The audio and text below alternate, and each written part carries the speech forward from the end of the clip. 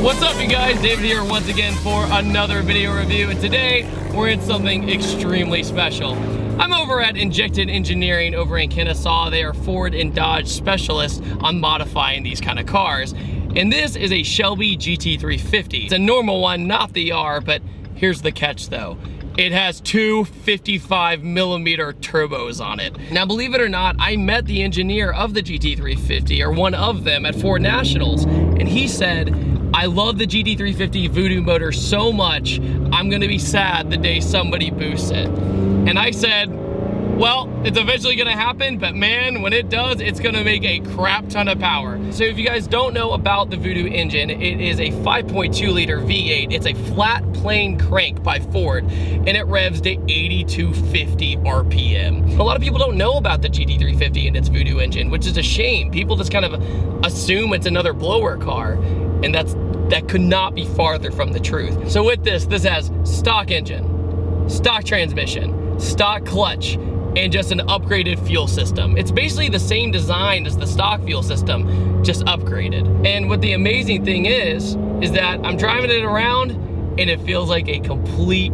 factory GT350 around town. You literally would never know this car makes over 800 horsepower on 8 pounds of boost. For every pounds of boost this car makes is 100 horsepower. I'm sure if Injected Engineering is watching, that should be your slogan. 800 horsepower, 8 pounds of boost. That's all you need. So this car has two maps on it. One is on pump gas and makes a little over 700 horsepower. So, you know, cry me a river, right?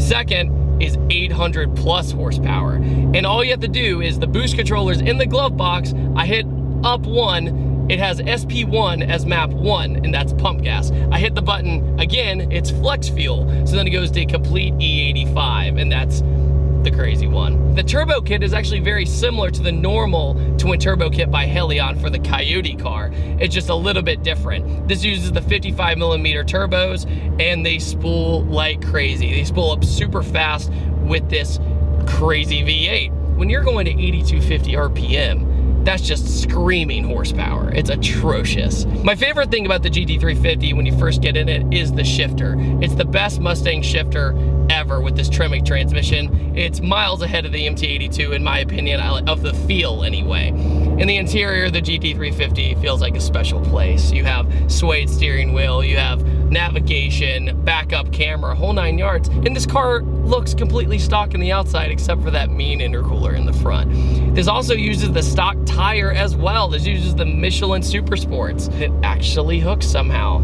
That just shows that Michelin makes a very good tire. This also still uses the baffle system exhaust. So the stock exhaust on the GT350 is fantastic. So it is pretty hard to justify changing it, but I know people are always gonna do that.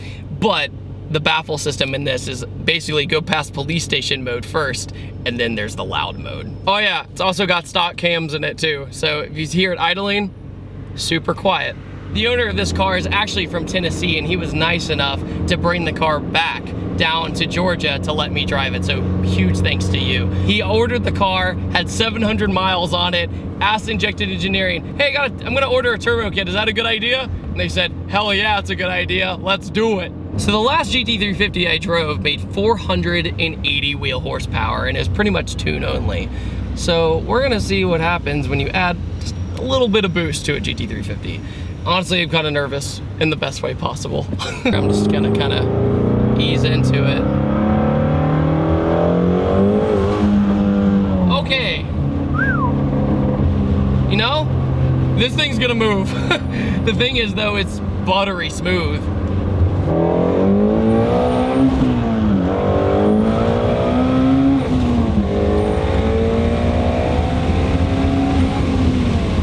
Oh man. So smooth, dude. This thing rolls out. Holy crap. Dude, never scared. Hooked up every time. Just rolled out, man. Badass. That was pump gas too. Woo! Freaking sweet. Okay, well that was SP1. I'm definitely gonna change to SP2 in a second. What really makes these cars is the magnetic ride. When you're in it, it's so smooth everywhere you go, and even when you're in boost, completely stable and just buttery smooth. And just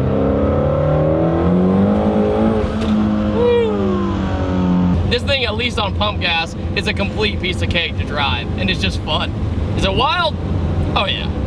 Controllable, 100%. Okay, SP2 map, let's do this. SP2, 85, I'm going for it. All right, so now we're on straight 85. We say it's a big difference. Let's see how it is. Oh my God. Woo!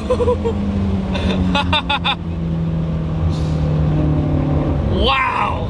The hardest thing about GT350s is not short shifting, because going to 8,000 RPM is the hardest thing to get by in a muscle car. Seeing the needle almost go downwards, you're like, please don't blow up, please. But the GT350 freaking loves it. What's awesome is when you go to the E85 map and you get on it, you get this whiff of corn. No, there's just something about E85, man. When you smell it, you know you're in a car that's like ridiculously badass.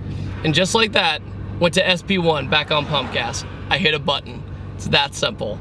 And flex fuel is incredible, guys. Like, if you want to go 85, I highly recommend doing flex fuel. It's a little bit more money, but then you never have to worry about getting stranded. You can get pump gas whenever you need it, and that's more than worth it. Trust me, when you're on a road trip especially. I could drive this thing across the country and I would never have a problem. It's so refined, and I love this car. I want one. Look, I just barely roll into it and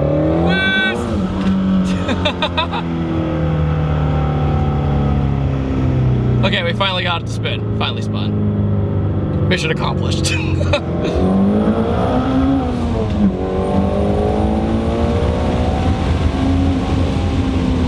Woo.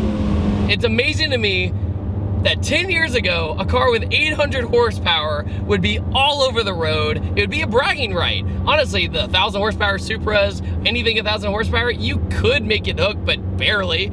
This thing is rolling out, and I never have traction issues. And when it does have traction issues, it spins straight. Driving in a parking lot. If I was in a 800 horsepower Evo, Supra, anything like that, I'd be revving to the sky to get this car to move, because of quartermaster clutches or what have you. But in this, just driving around. What's interesting is this turbo kit really does feel like it was made for this car. I was kind of with the Ford engineer with how balanced the GT350 is, naturally aspirated. I thought it really was gonna break my heart when it was gonna be boosted. I think a big part of it is the turbo size. It's not super laggy, it has torque down low, it's great. The brakes are incredible on these cars. The factory Brembos in these are just amazing. Now, should this deter people from having fun with normal Coyote engines? Absolutely not. The normal Coyote engine is still a powerhouse. Boosted Coyote, it does amazing things, without a doubt. This is just very impressive, especially because there's not too many of these boosted in the country. Recently, I did a Whipple Cobra as well, Terminator Cobra from 03. But if I were to compare the Terminator to this GT350, I would say that this turbocharged GT350 is the Terminator's more modern, younger brother. They feel kind of similar. It almost feels like a Whipple car because of how hard it hits up top. It's insane. All right, you guys, I hope you all enjoyed this video review. I know I did. Shelby GT350 is one of the best American cars ever made, without a doubt. And we all thought it might not be a good car to modify, and well, Injected Engineering has proven it wrong once again. I hope you all enjoyed this once again.